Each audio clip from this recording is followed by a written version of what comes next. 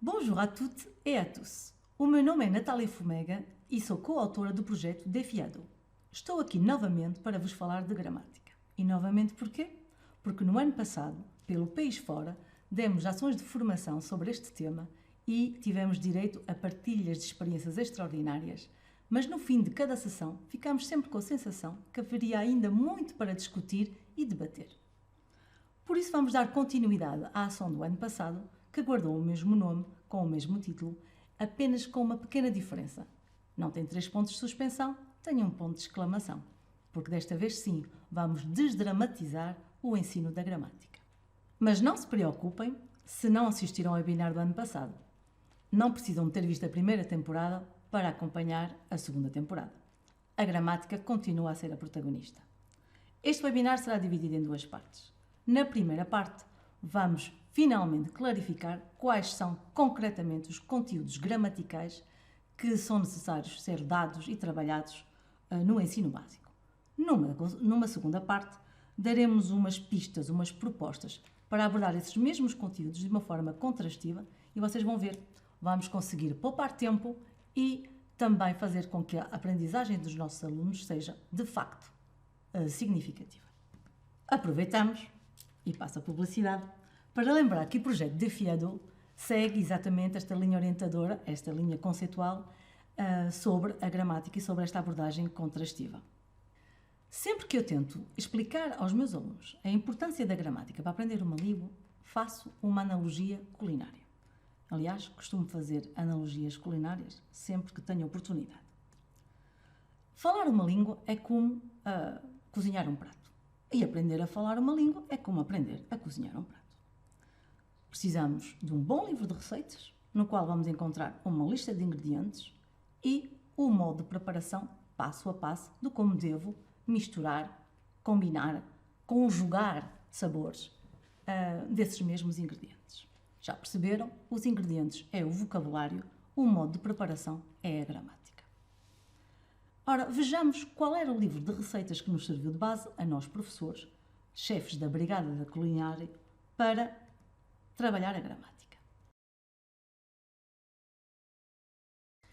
Se observarmos com atenção o programa dos anos 90, vamos perceber que a ementa era bastante rebuscada.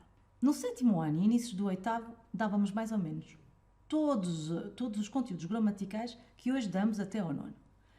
Estavam destinados para o 9º ano, no programa de francês, ingredientes demasiado finos, como um verdadeiro caviar da gramática, como o passé simple, o futur antérieur, e que, felizmente, os autores, nos seus manuais, foram retirando e nós, com o nosso bom senso que nos caracteriza, também retiramos rapidamente das aulas. Felizmente, estão todos a pensar, já não se usa nada disto. Estão todos a pensar, isto é do tempo da outra senhora. Mas não é bem assim. Este programa foi revogado em 2021, há muito pouco tempo, a 6 de julho, através do despacho 6605A. Nesse despacho, definem como referenciais curriculares a Estratégia de Educação para a Cidadania, o famoso perfil do aluno, e as aprendizagens essenciais que vieram substituir os nossos programas super rebuscados. Vamos ver? De facto, simplificaram bastante. Primeiro, dividiram o 7º, 8º e 9º a partir dos níveis de proficiência do quadro europeu comum de referência para as línguas. Há 1.2 para o 7º, há 2.1 para o 8º e há 2.2 para o 9º. Muito bem, ficamos a saber exatamente o que se pretende para cada ano dar aos nossos meninos. E se formos a cada competência, vamos perceber que se pretende trabalhar essencialmente frases simples, vocabulário muito frequente, para a compreensão escrita novamente frases simples, vocabulário muito frequente. Nós vimos a seguir, temos conversas curtas, usando vocabulário muito frequente, frases com estruturas gramaticais elementares, mais à frente para a interação escrita novamente frases curtas, produção oral, monólogos preparados, vocabulário muito frequente, frases curtas na produção escrita também. Já percebemos? Simples, curto, frequente. Ora, isso é tudo muito bonito, mas ninguém nos diz o que é que se pretende por simples, ninguém nos explica o que é que se pretende por elementar ou até mesmo por frequente. Falta-nos aqui mais precisão, mais detalhe, mais pormenor. Vamos então procurar onde os colegas que, e muito bem, organizaram estas aprendizagens essenciais foram buscar inspiração para as escrever. Estamos aqui perante o Quadro Europeu Comum de Referência para as Línguas, que, como sabem, serviu de base para a elaboração das aprendizagens essenciais e serve para uniformizar os níveis de proficiência para todos os aprendentes de francês a nível internacional. E aqui temos até ao nível B2, que é aquilo que nos interessa, uma vez que o nível C já é para ensino superior. E temos A1, A2 como utilizador elementar, trouxe aqui em francês porque senão estávamos a repetir basicamente o que está nas aprendizagens essenciais, mas a conversa é mais ou menos a mesma.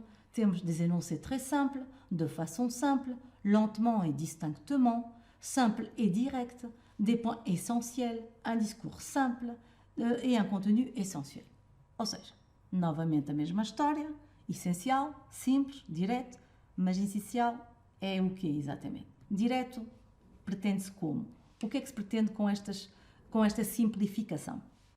Ora, isto data de 2001, as nossas aprendizagens essenciais por volta, foram construídas ao longo de muitos anos, mas por volta de 2010 é que elas realmente ganharam forma para depois serem publicadas, como eu acabei de dizer, ou pelo menos oficializadas como referencial curricular em 2021. E até ao momento não havia nada que nos dissesse exatamente o que era suposto, no concreto, ensinar aos nossos alunos. Sabíamos que eles iam ter que cozinhar simples, mas não diziam com que ingredientes. Até que, em 2015, um organismo chamado Equals, e peço perdão desde já aos colegas de inglês, Equals significa Evaluation Accreditation of Quality of Language Services, algo parecido,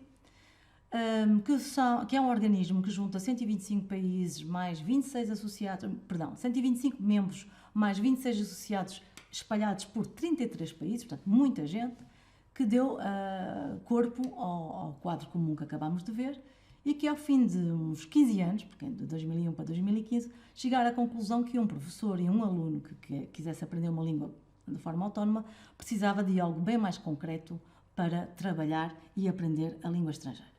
Então, juntaram-se ao CIEP, que é o nosso antigo Centre International d'Études Pédagogiques, que hoje é o FEI, o France Education International, se não me engano, e que é o guru do DELF. Juntou-se também com o Eurocentre, que é uma consultora linguista, digamos, da Suíça, e um conjunto de associações de professores do Canadá para elaborar esta maravilha, que é o livro de receitas por excelência, este sim, onde temos uma lista bem discriminada de ingredientes e o que se deve cozinhar, onde e para quem, em que nível. Como podemos ver aqui, tudo está bem divididinho, numa grelha de fácil leitura. O que está azul escuro é recomendado de ser dado, o que está azul clarinho pode ser ligeiramente abordado. Como podem ver, le conditionnel présent, le subjonctif, le plus que parfait foram relegados para o nível B1, le futur antérieur para o nível B2 e o famoso passé simple para um nível superior de C1 ou C1. Para quem, como eu, está fartinha de grelhas, temos os mesmos conteúdos elencados numa lista muito bem organizada, dividida por fonction, socioculturelle, grammaire e thème de vocabulaire, onde poderão verificar todos os conteúdos a dar a nível A1 e A2.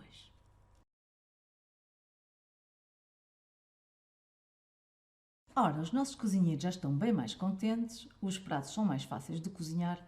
A verdade é que nós, chefes de cozinha, sabemos muito bem que eles têm cada vez menos tempo para o fazer.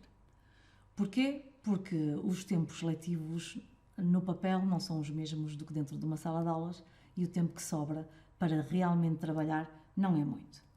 Por isso, mesmo com esta redução significativa de conteúdos, temos que estar preparados para arranjar todas as estratégias possíveis que nos permitam poupar tempo, nomeadamente na aprendizagem da gramática, que é sempre um tema que não tem sempre as boas-vindas por parte do aluno e que encontram quase sempre alguma resistência. E é aí que entra a abordagem contrastiva. Vamos mostrar aqui que abordar de forma contrastiva a gramática permitirá aos alunos uma aprendizagem mais significativa e a nós uma poupança de tempo ainda mais significativa. Não posso deixar de introduzir este tema, esta segunda parte, sem vos falar muito rapidamente do papel da língua materna na aprendizagem da língua estrangeira ao longo dos tempos. Promete ser muito rápido. Se recuarmos até à metodologia clássica ou tradicional, que esteve em vigência quase até o século XVIII, vamos perceber que a língua materna era muito importante, porque ela era a base de todo o trabalho, uma vez que era tudo feito a partir da tradução.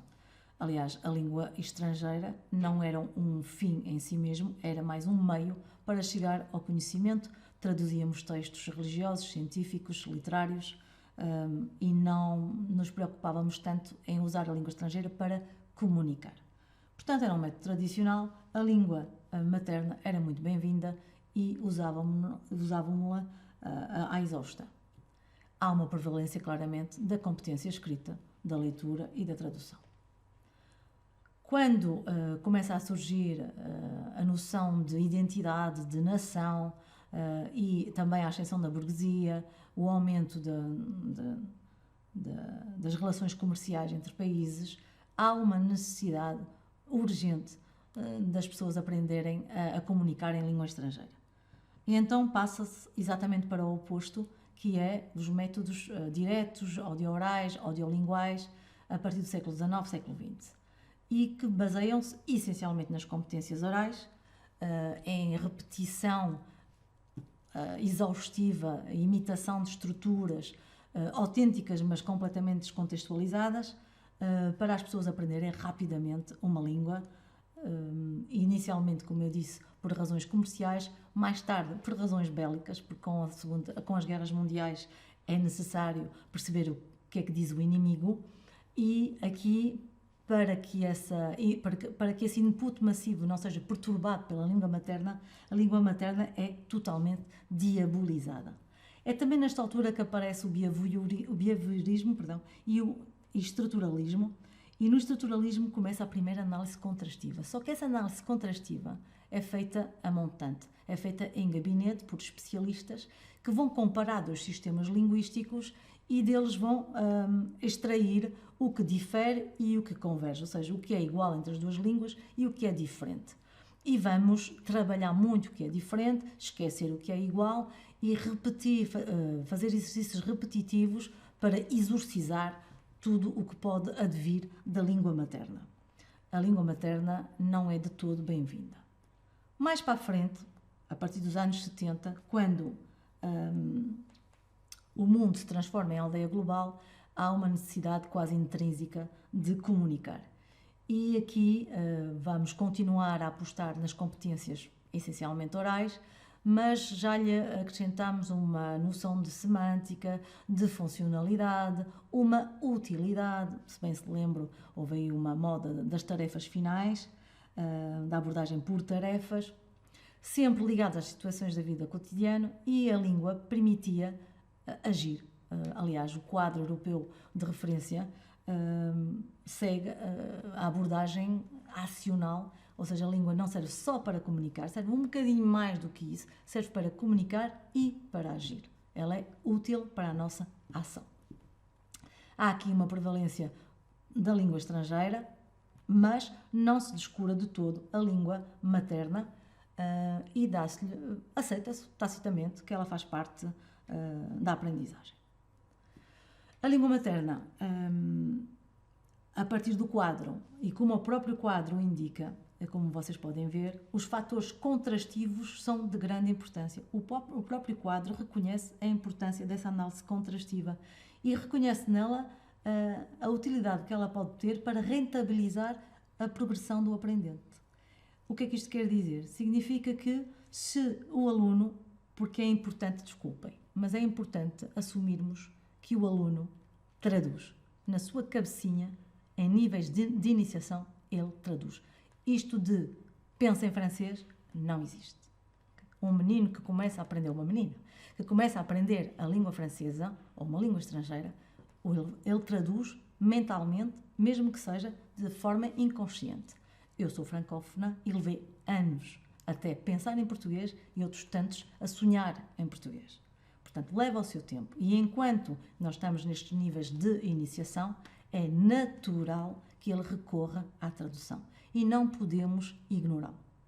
Por isso, o próprio quadro encara a tradução como algo que faz parte. E se o aluno puder usá-la para progredir na sua aprendizagem, melhor ainda. Aqui a língua materna, como eu disse, é então tacitamente aceite. Alguns conceitos, antes de continuarmos, para termos a certeza que falamos todos da mesma coisa, que é, por exemplo, os conteúdos divergentes, que já falei há pouco, têm a ver com conteúdos que são diferentes entre a língua materna e a língua estrangeira. Okay? Ou seja, isto não inventamos nada. Já os estruturalistas nos anos 50 falavam nisso. Só que, como eu disse há pouco, falavam em gabinete. Não era o aluno que tinha essa reflexão. O que nós pretendemos com a abordagem contrastiva é exatamente isto. É que seja o aluno a chegar a essa conclusão. Que analise as diferenças que existem entre a língua dele e a língua que está a aprender. Isso vai fazer com que ele adquira esse conteúdo gramatical, estamos aqui a falar de gramática, pode ser outro conteúdo qualquer, mas esse conteúdo gramatical seja adquirido de uma forma mais consolidada, mais significativa, porque ele pensou nela, ele refletiu nela, refletiu nessas diferenças e fica com maior consciência daquilo que realmente difere entre as duas línguas. O aluno chega assim sozinho através de exercícios de gramática indutiva, que todos nós aplicamos, onde ele é orientado até à sistematização da regra. Para quê? Para reduzir as interferências. O que são interferências? São influências negativas da língua materna sobre a língua estrangeira que está a aprender. Vai reduzi-las e vai, sobretudo, reconhecê-las. Quando o conteúdo é convergente, ou seja, quando o conteúdo é muito próximo, porque temos a sorte de sermos portugueses, portanto, quando aprendemos o francês, estamos a falar de uma língua latina, tal como o português e outras, o italiano, o espanhol e o romeno, e tem mais ou menos a mesma estrutura, portanto, só são mais-valias e temos que as aproveitar. Portanto, quando o conteúdo é convergente, devemos recorrer a uma gramática implícita, que é basicamente traduzir. Não perder muito tempo em explicações quando é a mesma coisa. Dou um exemplo muito prático. Se eu vou ensinar a oposição com a adversativa mais, não vou estar a explicar ao menino que vamos usar mas sempre que a oração seguinte exprima a oposição da oração anterior. O menino não quer ouvir falar de orações, quer apenas traduzir o que ele tem na cabeça. Se ele disser mas na sua cabeça, ele vai traduzir para me. É só isto. Mas é me, porque a construção da frase é exatamente a mesma do que em português. Se ele fosse japonês é que era problemático. Estamos a falar de português a aprender francês. Há toda uma base estrutural e sistémica que é a mesma. Temos que a aproveitar porque não temos muito tempo a perder. Repito, 2 tempos por semana não dá para nada. Portanto, estes conteúdos convergentes temos que os trazer a nosso favor e por várias razões. Primeiro, o aluno, ao perceber que afinal há muita coisa parecida entre o português e o francês, cria uma ligação afetiva com a língua e não tem esta resistência, porque todos nós sabemos que muitos alunos chegam ao francês não com um pé atrás, mas com os 2 atrás. Portanto, temos que desdramatizar isto e explicar que, olha, vê bem, em algumas situações até é muito mais fácil o francês do que o português. E já veremos à frente. Isso cria menor resistência do aluno. Menor resistência e, ao mesmo tempo, mais confiança. Se tem mais confiança, se sente mais confortável, vai produzir mais.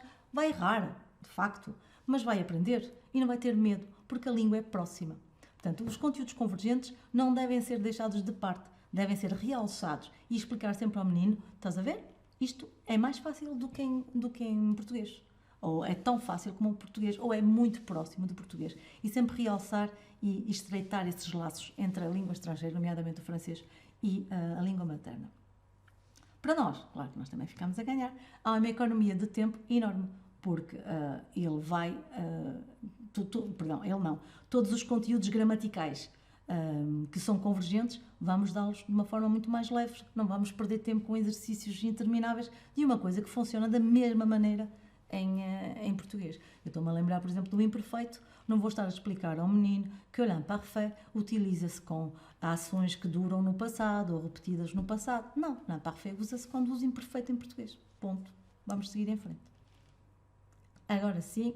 E então isto maximiza as transferências. O que são as transferências? É como as interferências, só que a interferência é para o negativo e as transferências é para o positivo. As transferências é quando a língua materna, no nosso caso o português, ajuda a aprender o francês. Vamos lá buscar estrategicamente o que nos faz falta para perceber melhor o francês. Bem, vamos agora passar para exemplos práticos. Sim, porque isso de teoria andamos todos muito cheios. E antes de começar a mostrar-vos como a abordagem contrastiva pode ajudar o aluno a tornar a sua aprendizagem mais significativa, gostaria de sublinhar aqui um ponto. É importante que os pontos gramaticais sejam tratados de forma individual. Nunca dar vários pontos gramaticais seguidos, um de cada vez. E não posso deixar de referir que o nosso projeto Défi Ado tem essa preocupação. Todos os pontos gramaticais são dados em contexto, a partir de enunciados orais ou escritos, e é um de cada vez para trabalhá-lo como deve ser e consolidá-lo. Vamos começar pelo início, deve ser das primeiras coisas que damos no 7º ano, são les articles définis et indéfinis. Vamos começar pelos determinantes.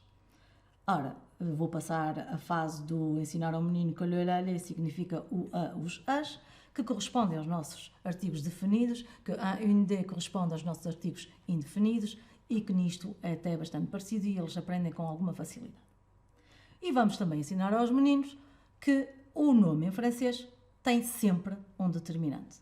Ao contrário do português pode acontecer não ter, em francês há sempre um determinante. E depois, das primeiras coisas que ele aprende é que apresenta Maria e a Senhora Dupont traduz-se por Je te présente Marie et Madame Dupont. Quer dizer, ou seja, afinal não é sempre professora. Pois não. É que logo no início, logo nas primeiras aulas da apresentação, vamos contradizer aquilo que acabamos de dar como regra, que é que o nome tem sempre um determinante. E aqui é que é importante. 2 ou 3 coisinhas a serem assinaladas. Começar por essas exceções, de facto, nem sempre. Há uma ou outra exceção e vamos só dar as exceções que importam naquela fase de iniciação, não vamos entrar nos pormenores porque os franceses são peritos em exceções. Não, vamos trabalhar a exceção que lhe faz falta nesta primeira fase da apresentação. É como fazer. Podemos colocar, e quando eu coloco aqui no slide, pode ser no quadro, pode ser oralmente, coloco as frases em português e as frases em francês e ele próprio é que vai fazer essa análise. Eu não estou à espera que no 7º ano me elabore uma sistematização muito completa ou uma regra gramatical. Então, dou-lhe eu as regras. Dou-lhe as regras e ele vai ter que me dizer, me exemplificar com uma das frases em francês as regras que estou a apresentar. Por exemplo, o género em francês nem sempre corresponde ao género português. Isto parece uma verdade lá para Alice, mas não é. Porque quando um aluno chega ao francês, normalmente o que é que ele traz? Traz como língua estrangeira o inglês. E no inglês não há género. E ele só conhece o género masculino e feminino do português. Então, na cabecinha dele, ele pensa que o que é masculino em português é masculino em todo o mundo. Porque a única língua que ele conhece estrangeira, e estamos a generalizar evidentemente, é o inglês que não tem género, que só vem quase confirmar a ideia dele. Portanto, é importante dizer-lhe que nem sempre o género corresponde e por isso ele deve aprender a palavra com o determinante atrás, que é para ele saber e conhecer o género. E ele aqui vai-me exemplificar e vai escolher destas frases a frase ou o exemplo que exemplifica esta regra. Da mesma forma, vamos à segunda regra, em geral, os nomes em age são masculinos, ou seja, às vezes dá para ter uma regra. Cuidado, sempre que tiveres uma palavra em agem, que é feminina em português, em age em francês será masculina. Portanto, toma cuidado. E ele vai pegar como exemplo esta seguinte frase.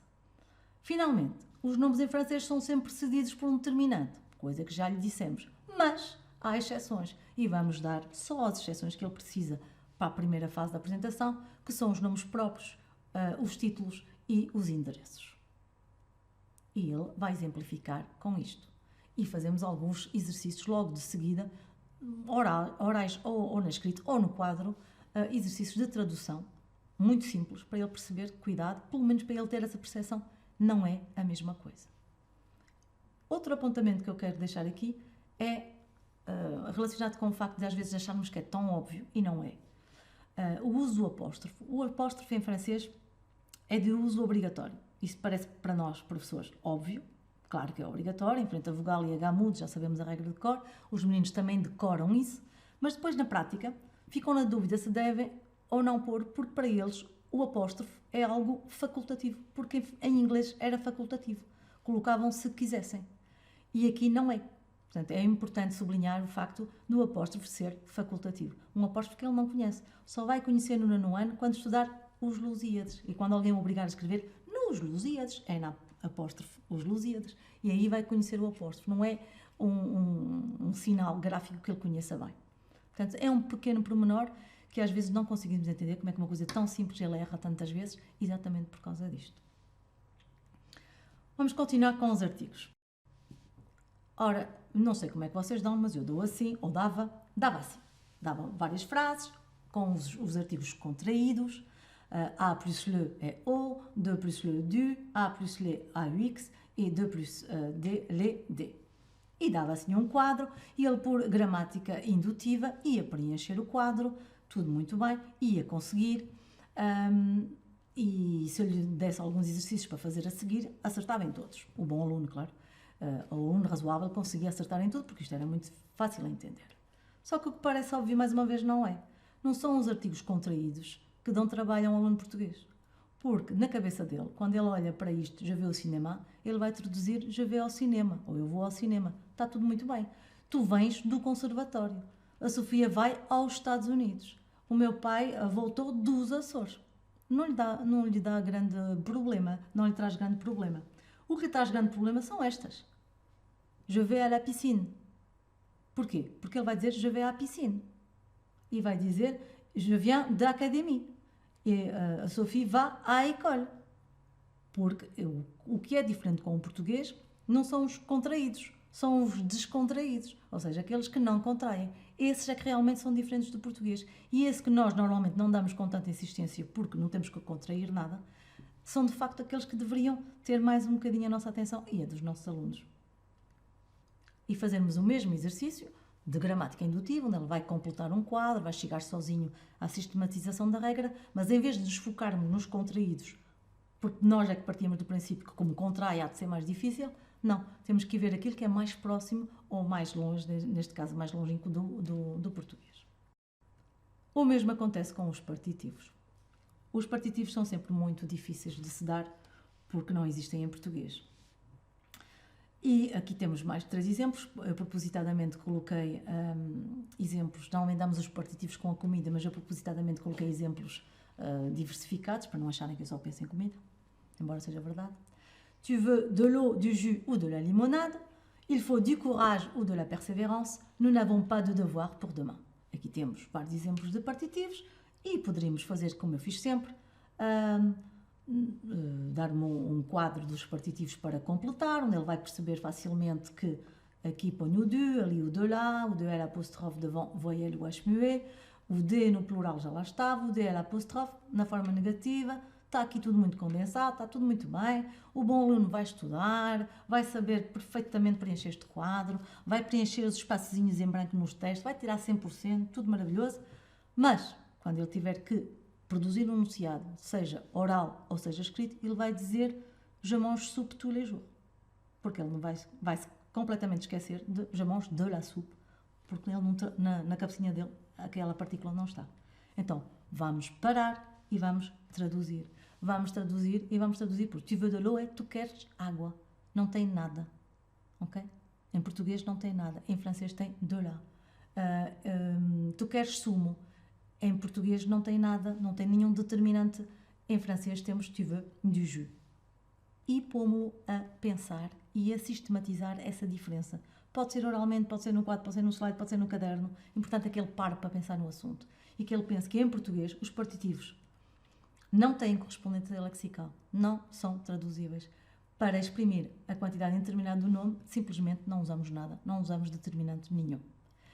Isto parece um pormenor, mas só o facto de ele estar durante 2, 3 minutinhos a pensar no assunto, a sistematizar no caderno ou na cabeça dele, vai fazer pelo menos que ele pense na hora de fazer um enunciado. Aqui é importante propormos exercícios de ordenação. Assim, ele, ao ordenar palavras que estão desordenadas, vai ao início sobrar-lhe sempre o de, e vai ser, pois é, o partitivo de lá está ali. E depois, logo a seguir, fazer exercícios muito curtos de tradução, com frases muito curtas, para ele se focar no partitivo e não no resto. Primeiro, de português para francês, perdão, de francês para português, para ele sentir, aqui não uso nada, para depois, logo a seguir, fazer a mesma frase com uma estrutura parecida, de português para francês, e aí ele acrescenta o de lá, o du, o de. Não vou dizer que funciona a 100%, mas que ele, uma grande parte deles, vai ter mais atenção e vai ter mais cuidado na hora de produzir enunciados, vai. Le pronom personnel tonique. Passamos dos determinantes para os pronomes. O ano passado falei dos pronomes sujeito e falamos sobre a obrigatoriedade do seu uso, contrariamente ao português em que não é obrigatório. Este ano trago os pronomes pessoais tónicos. Ora, mais uma vez, a partir de exemplos contextualizados, evidentemente. Aqui não estão porque estamos numa ação, mas normalmente seria ideal que fossem retirados de um texto, oral ou escrito.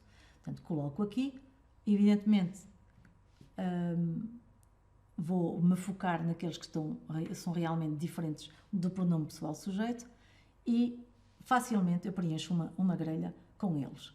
Nesta altura, o aluno já sabe o moi je m'appelle, e o toi, o lui e o eu. Okay? Facilmente preenchem a grelha e fazem corresponder os pronomes tónicos aos pronomes pessoais, sujeitos. E se o exercício for de preenchimento, a partir dele também irá acertar. O difícil é quando ele começar novamente a produzir enunciados, ele vai dizer, quando a professora perguntar qui a fait ses devoirs, je! Ou então, como nós portugueses gostamos de dizer, o je aqui sabe tudo. É o je que vem e não o moi. E é isto que vamos ter que trabalhar, porque de facto, em português, eu é sempre eu, quer seja átono, quer seja tónico, quer seja sujeito ou quer seja vocativo. Então o que é que fazemos? Vamos traduzi-los, estão aqui traduzidos, e vamos perceber que, novamente, fazer o mesmo exercício de há pouco, que é, nós damos as regras e ele vai preencher com exemplos. Para ele ir buscar o exemplo, vai ter que compreender bem a regra. Como em português, os pronomes tónicos usam-se após as preposições. Começamos sempre por aquilo que é próximo do português e que funciona da mesma forma. Portanto, ele fala de ti na sua mensagem, ou ele parle de toi dans son texto, é como em português também recorro ao tónico ti e não tu. Não é? Portanto, ele vai entender perfeitamente. Depois, vamos sublinhar as diferenças. Mas em francês também se usam com o presentativo c'est. C'est lui qui aime les films d'horreur. Enquanto que em português usamos o mesmo. Usamos sempre o átono. É ele que gosta de filmes de terror, ou ele gosta de filmes de terror. Portanto, com o presentativo não há diferença. Também se utilizam quando o pronome é usado sem o verbo. Qui c'est la réponse? Moi, madame. Quem sabe a resposta? Eu. Eu não digo mim, digo eu, certo? Portanto, é diferente em português. Usam-se também ainda para reforçar um nome ou um pronome. Eu faço os meus trabalhos de casa todos os dias. Mes parents, eux, préfèrent la campagne. Não é? Os meus pais, eles preferem o campo. Portanto, aqui, eles é tónico e é diferente. E está aqui, são mais as situações em que se usa os tónicos, mas vamos usar aquelas que, nesta fase A1, A2, e é sempre importante não ir para além disto. Portanto, haverá as outras exceções que só lhes farão falta no futuro, deixá-las para o futuro. Vamos ensinar só aquilo que pode fazer falta para ele produzir enunciados orais ou escritos em francês em nível A1 e A2, e não sei se lembram, mas estamos a falar de simple, direct e élémentaire. Portanto, temos aqui um resumo de como, das exceções, em que situações é que se utiliza os pronomes pessoais tónicos, e ele perdeu aqui uns 10 minutinhos, ou 5 minutinhos, a raciocinar sobre as diferenças e sobre as semelhanças entre os dois sistemas linguísticos. E esta pequena reflexão pelo menos vai permitir que, no momento da enunciação, ele vá, talvez, pensar no que refletiu antes, de certeza, mais do que se não o tivesse feito. Aqui, novamente, exercícios, talvez, de escolha múltipla e, logo a seguir, isto é importante, trabalhar essa tradução, porque é isso que ele vai fazer no momento de produzir um texto, a oral escrita, ele vai traduzir o que está a pensar. Portanto, se ele treinar em pequenas estruturas, em pequenas frases, os tónicos nestas situações, ele poderá, em princípio, não se enganar tanto, pelo menos. Passemos agora para o pronome personnel COD-COI. Só a sigla COD-COI faz fugir metade da nossa turma pela porta fora. Complément d'objet direct, complément d'objet indirect, convenhamos, é assustador. Sobretudo quando sabemos que a maior parte dos nossos alunos já não gostam muito de gramática em língua materna, o que fará em língua estrangeira. E não nos podemos esquecer que é importante que eles aprendam a comunicar, não tanto que façam análises sintáticas de frases.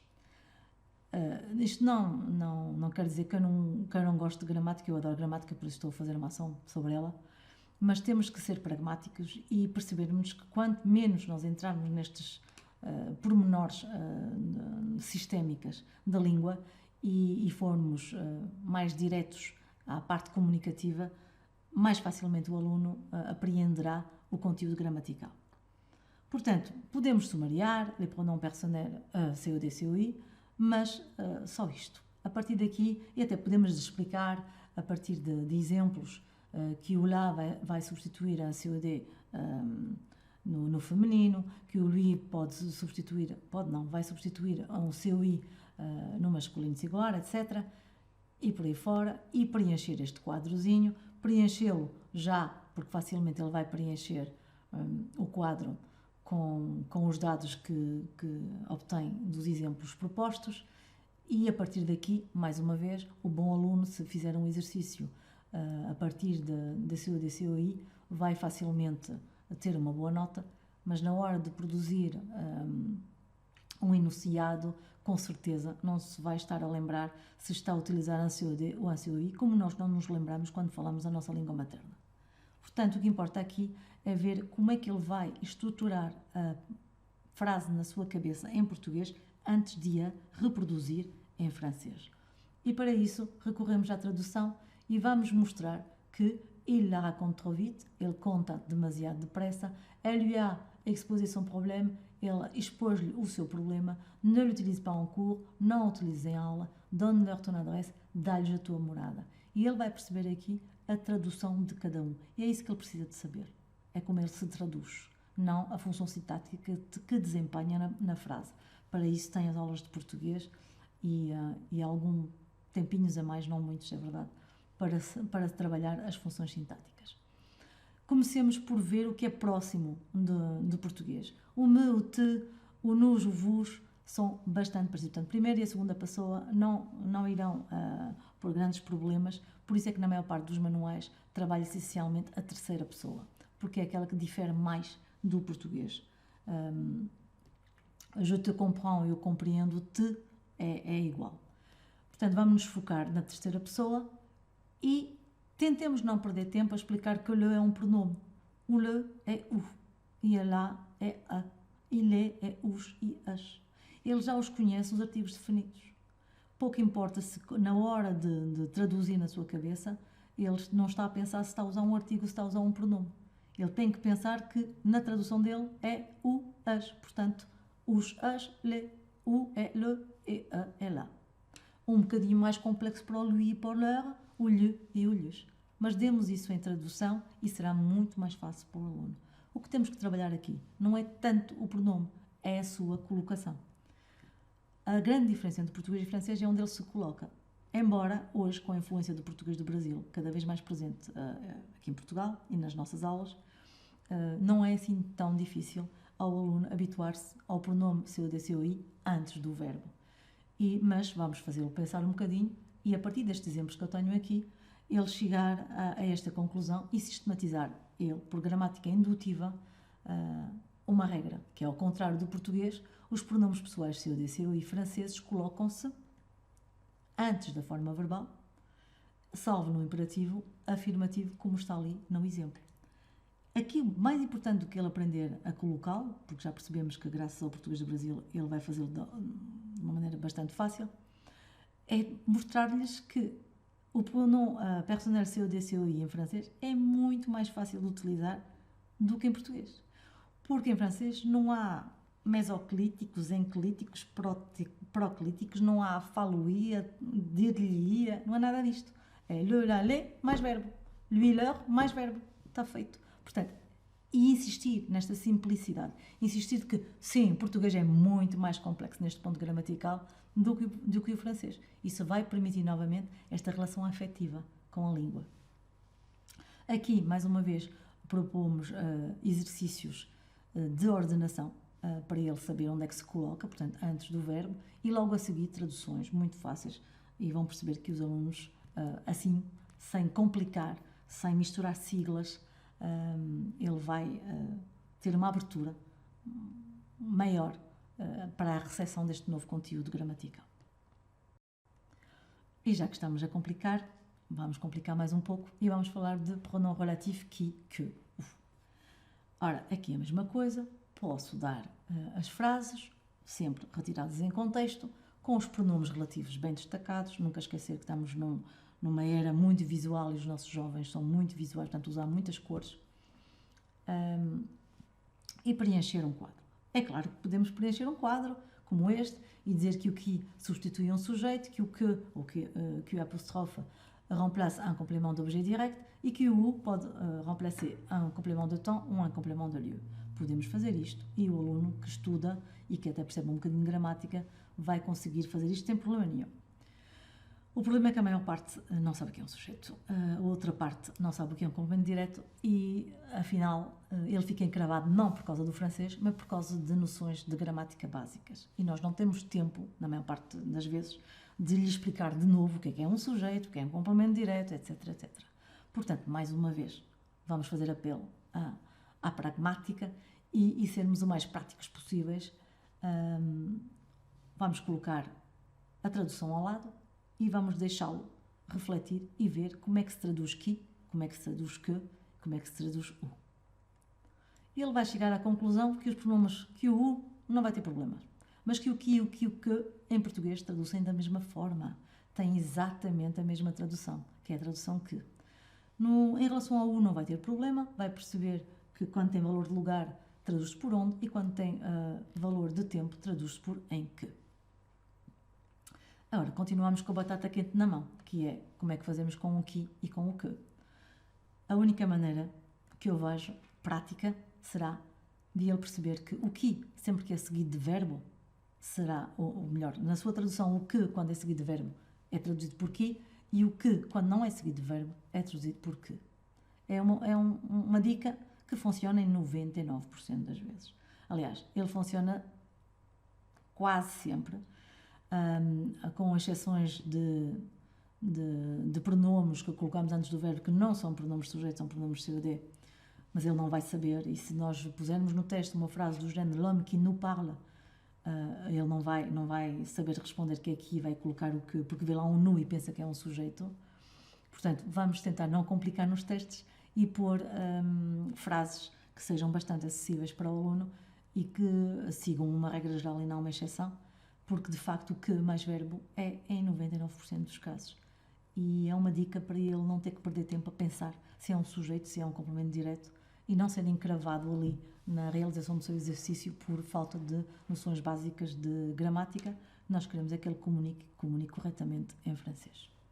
Portanto, mais uma vez, aqui exercícios de tradução, sobretudo no qui e no que é aquilo que mais custa ao aluno interiorizar.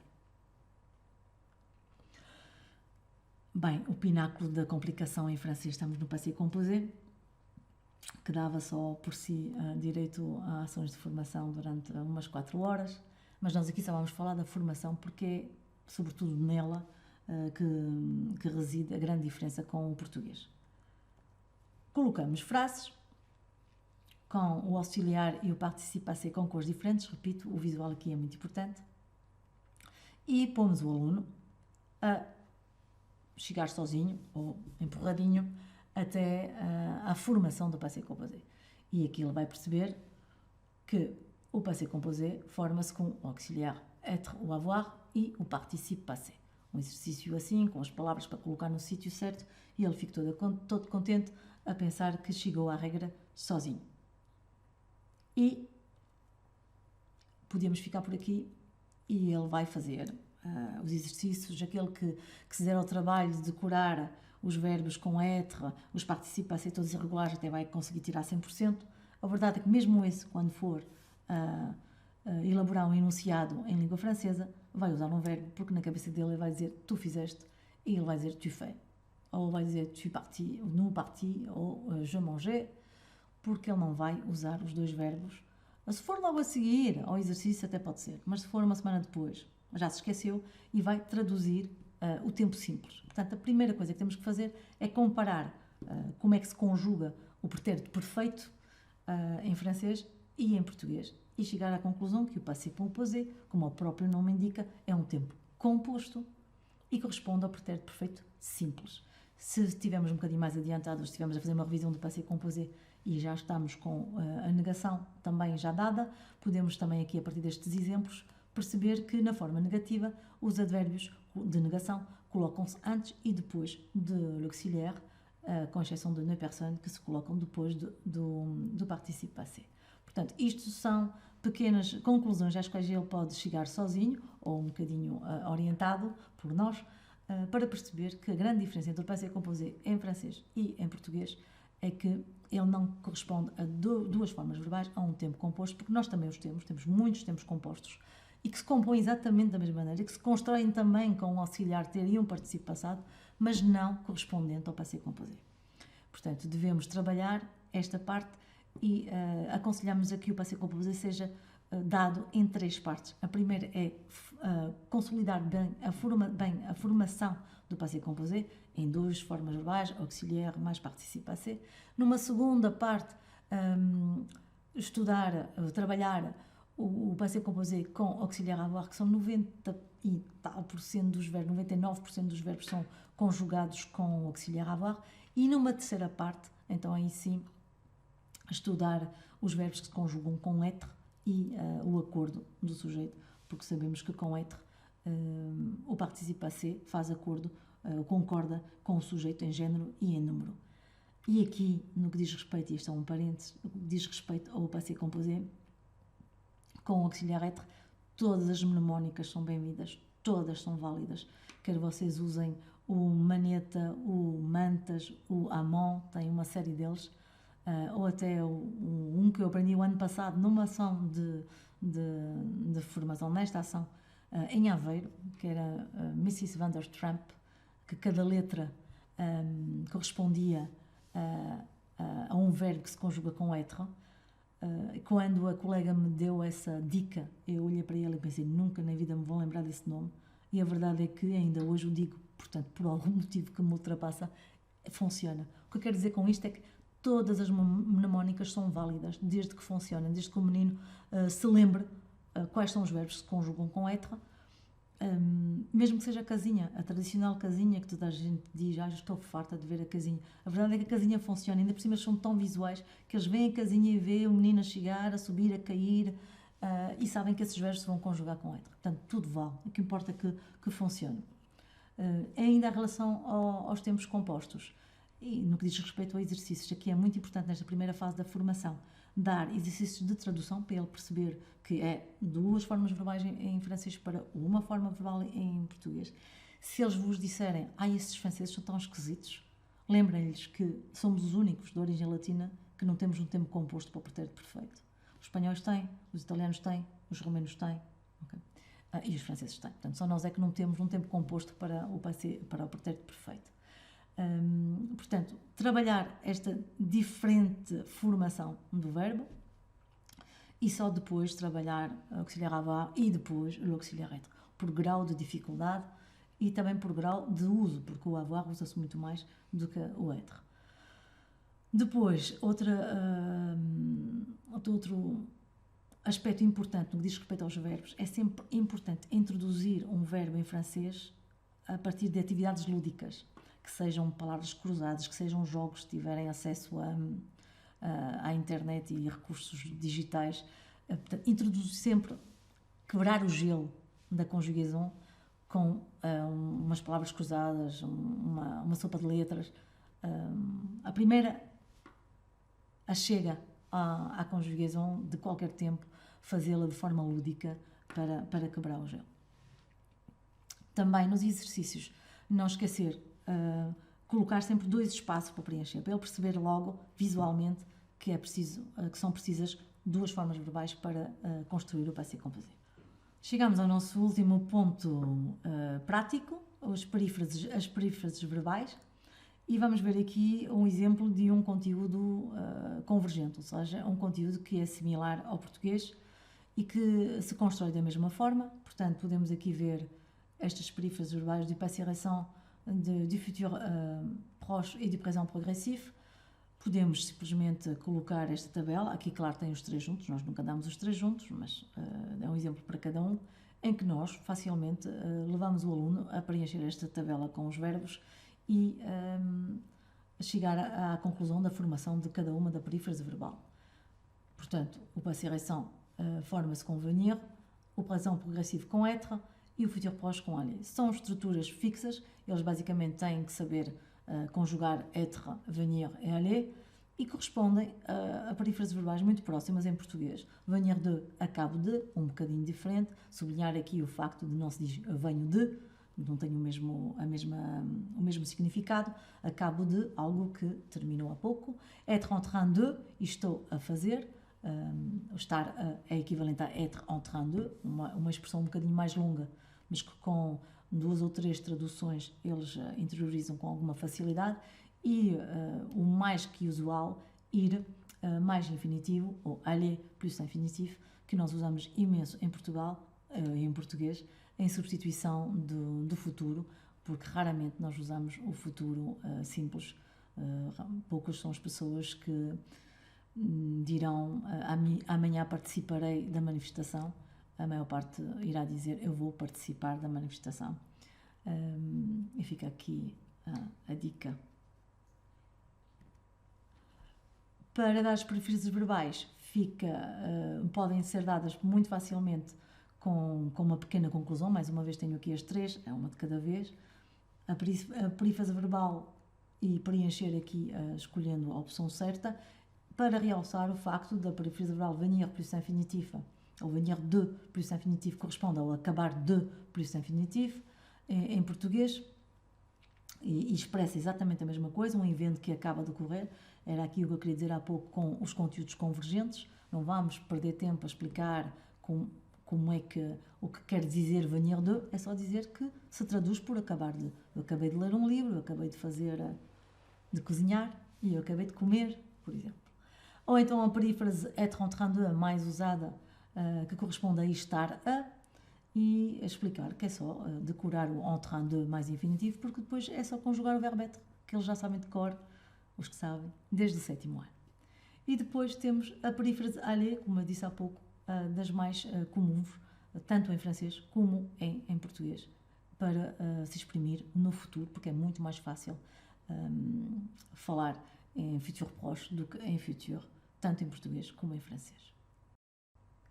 Ora, chegamos ao fim da minha apresentação.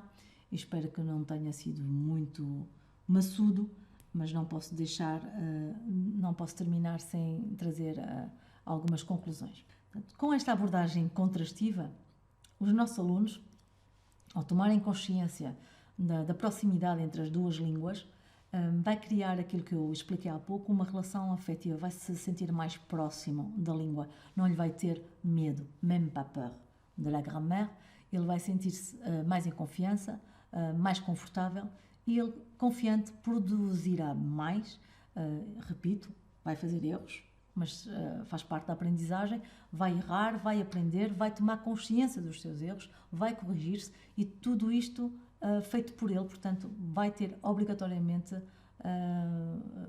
consequências positivas na sua competência comunicativa. No que diz respeito ao desenvolvimento da sua competência estratégica, como prevê as aprendizagens essenciais também, ele vai encarar a língua materna como uma ferramenta útil e autorizada, ou seja, o professor vai deixar que ele recorra ao português, porque ele já tem toda a estrutura sistémica da língua parecida, é muito próxima da francesa, e isso vai trazer-lhe alguma confiança e vai desenvolver a sua competência estratégica com certeza. Também desenvolve a terceira competência que está prevista nas aprendizagens essenciais e que para mim é das mais importantes, que é a competência intercultural. E muitos vão pensar o que é que a gramática tem a ver com cultura. Pois a gramática, ou a língua, é uma forma, é uma visão de encarar o mundo. É a nossa visão do mundo, a visão do português. E cada língua reflete essa visão. E ao percebermos que eu não estou certa, que ele não está errado, que a língua portuguesa é que está bem, a língua francesa é que está mal, ou vice-versa, vamos perceber que todas as visões do mundo são válidas. E sem querer, estamos a desenvolver no aluno uma tolerância de uma maneira subliminar, de uma forma disfarçada. Ele vai aumentar a sua tolerância perante a diferença. Somos línguas diferentes, somos interpretações do mundo diferentes. Penso que isto é o mais bonito e extraordinário no ensino das línguas. A abordagem contrastiva para nós professores também é bastante positiva. Primeiro, rentabilizamos as aprendizagens dos nossos alunos, porque se tornam mais significativas, uma vez que eles perdem algum tempo a refletir sobre as divergências entre uma língua e outra. Depois, quando os conteúdos são convergentes, quando são parecidos, é através da gramática implícita que nos faz ganhar imenso tempo, porque é basicamente uma tradução. Não estamos aí a explicar nem os contextos gramaticais ou de uso, vamos direto ao assunto. E é muito importante ele sentir que há muitos momentos em que essa gramática é convergente e é parecida. É tal situação que faz com que o aluno se aproxime da língua, sente esse laço de afetividade a estreitar e não tenha tanto medo do francês. No que diz respeito aos conteúdos divergentes, aí sim é necessário parar, pô-lo a pensar, conduzi-lo até à regra, até à sistematização da regra, para ele poder interiorizá-la e aí finalmente ter de facto a sua aprendizagem consolidada e significativa, porque foi ele que tomou parte ativa na construção do seu próprio saber.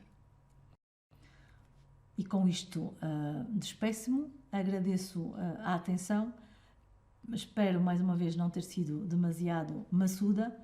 Todo este material ser-vos-á enviado no final do ciclo de ação de formação.